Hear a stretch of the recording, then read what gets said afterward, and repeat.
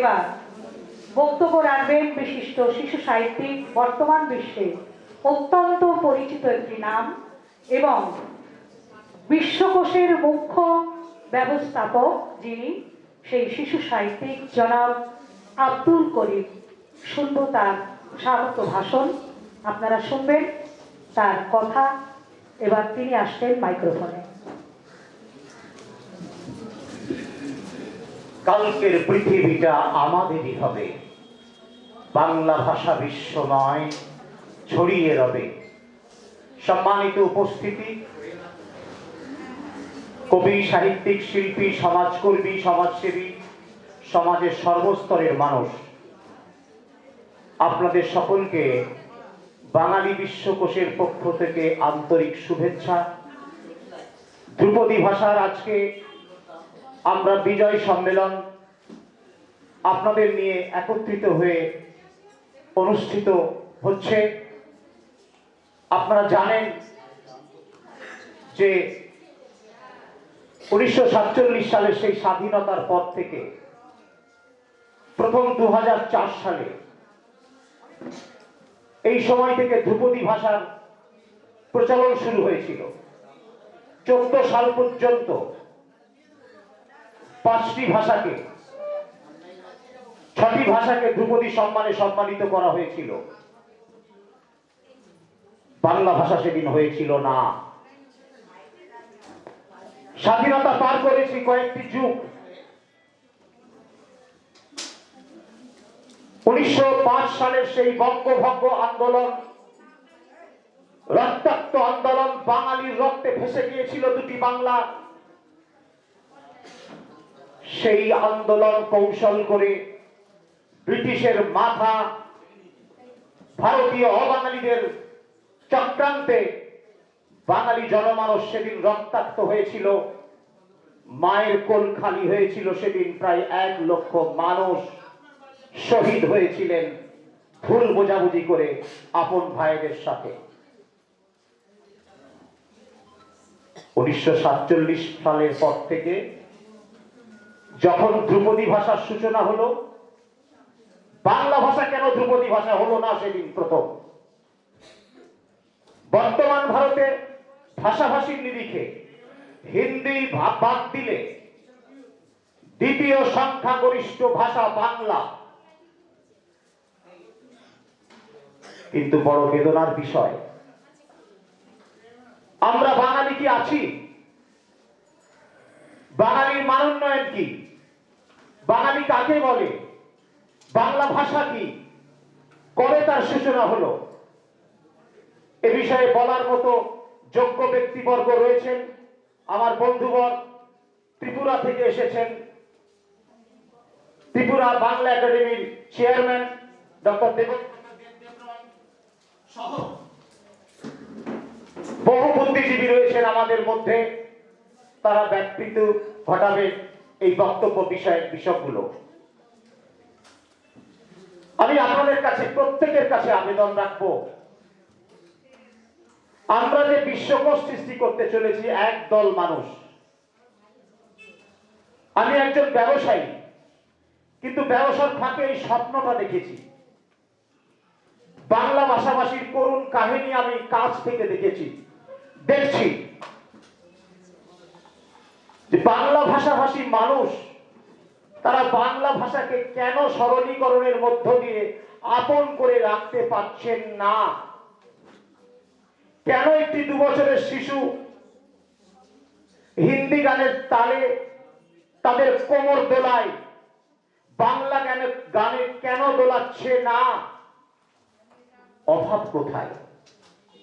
সুর স্বরে, আচরণে এই জায়গায় আমাদের পৌঁছাতে হবে, গবেষণা করতে হবে।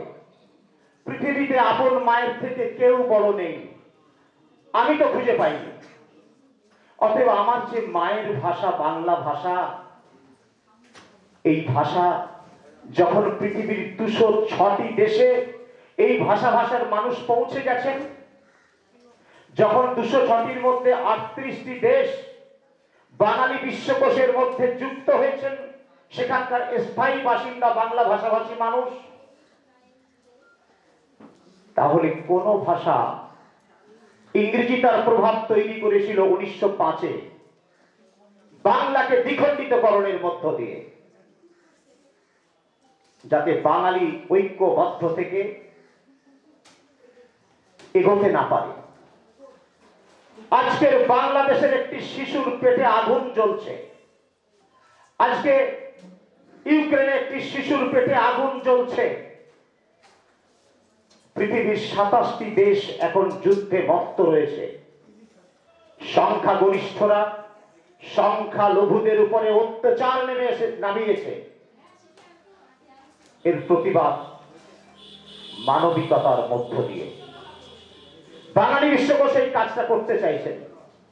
পৃথিবীর 40 কোটি বাংলা ভাষাভাষী মানুষ, প্রায় এই 40 কোটি ভাষাভাষী মানুষকে নিয়ে আমরা বিশ্বকোষ প্রতিষ্ঠা করতে চলেছি।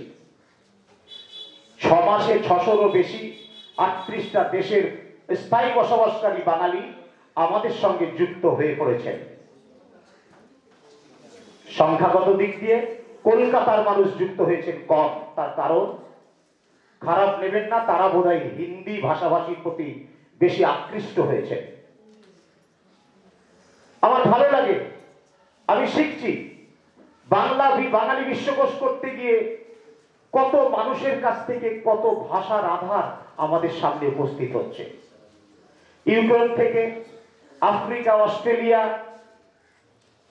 Greece, Scotland, Thailand, German, Japan. আগামী দিন আপনাদের কাছে যখন এই বিশ্বকোষ থাকবে, সেই বিশ্বকোষ খুলে আপনারা পৃথিবীর 1000 জীবন্ত যোগ্য মানুষের জীবনী হাতে পাবেন, ফোন নাম্বার পাবেন, হোয়াটসঅ্যাপ নাম্বার পাবেন, মেল আইডি পাবেন। কালকে আপনার ছেলেরা, আপনাদের নাতিরা যখন বিদেশে পড়াশোনা করতে যাবে, যখন তারা কাজ করতে যাবে যোগ্যতা অর্জন করে, তখন তারা নিজের আপন মায়ের ভাষার মানুষকে পৃথিবীর প্রতিটি প্রান্তে আপন ভাবে পাওয়ার সম্ভাবনা গড়ে উঠবে। আমার অবাক লাগছে, পুরুলিয়ার এক ভদ্রলোক দেবকীনন্দ বন্দ্যোপাধ্যায়, অবসরপ্রাপ্ত শিক্ষক, তিনি একদিন ফোন করে বললেন, আপনি একটি বাঙালি বিশ্বকোষের একজন ফর্ম ফিল আপ করেছে, এরকম মানুষের জীবনী পাঠান। আমি দুজনের পাঠিয়েছি, পর্যায়ক্রমে সেগুলো দুজনই ব্রাহ্মণ ছিলেন। তিনি 3 মাস পরে ফোন করে বললেন, দাদা ভাই আমার ক্ষমা করবেন, আমি বিশ্বকোষে এখনো যুক্ত হইনি, আজকে যুক্ত হব, কিন্তু আমার একটি সুযোগ্য পাত্রী ছিলেন, ওই দুটো পরিবারের যে জীবনী দিয়েছিলেন আমি তাদের ফোন করেছিলাম, সেই পরিবারের একজন পাত্রের সঙ্গে আমার পাত্রীর বিবাহ হয়ে গেছে। এটা বাঙালি বিশ্বকোষের জন্য হয়েছে।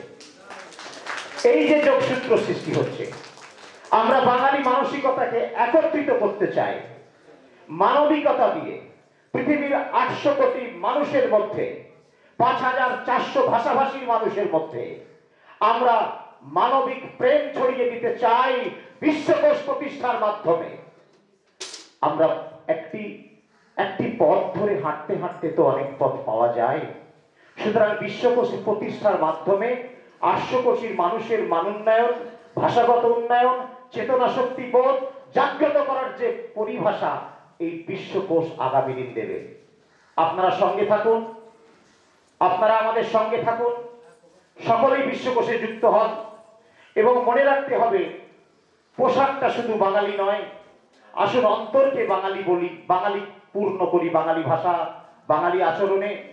আমরা অন্য ভাষাভাষী মানুষের প্রতি প্রেম রাখি, শ্রদ্ধা রাখি, সকল ভাষার প্রতি শ্রদ্ধা রাখবো, কিন্তু বাসে প্রেমে আমি কন্ট্রাক্টরকে ডেকে বলি, আমরা ভাড়া লিজিয়ে, ট্রেনে বসে হিন্দি কথা শুরু করে দিলাম,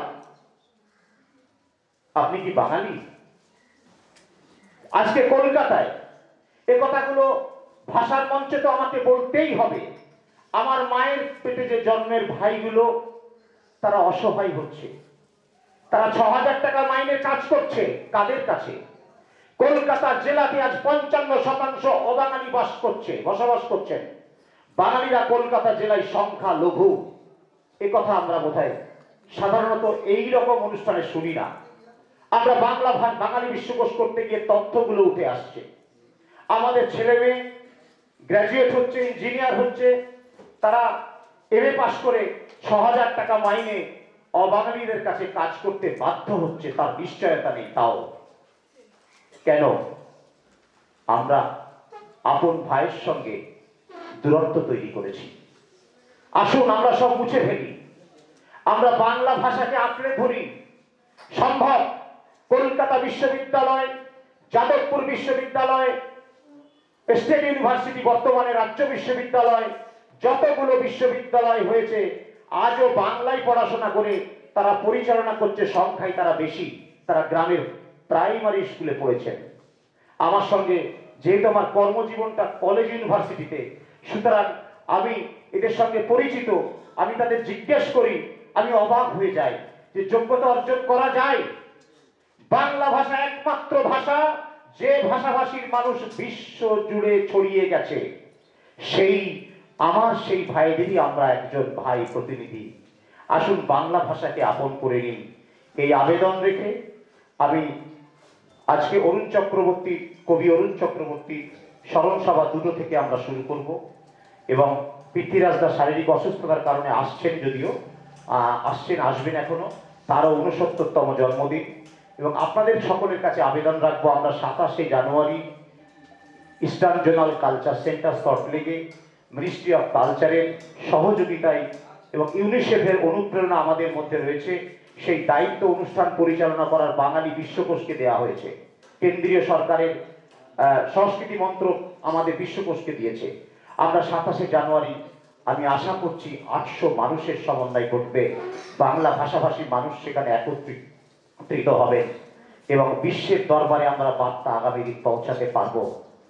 আমরা যাই করি, যে মনেই প্রতীক হোক না কেন, আমরা যেন বাংলা ভাষা ত্যাগ না করি। আমরা ইংরেজি শিখবো, আমরা আরবি শিখবো, ফার্সি শিখবো, 5400 ভাষা শিখবো। চলমান ভাষা এখন 7200 আর নেই আজকে, কিন্তু এই চলমান ভাষা আমি শিখতেই পারি। কিন্তু আপন মাতৃভাষা ব্যক্তি দেখে সম্পূর্ণ শিক্ষা হয় না। সকলেই ভালো থাকুন। সকলের প্রতি আবারও শ্রদ্ধা জানিয়ে আমি রাখলাম।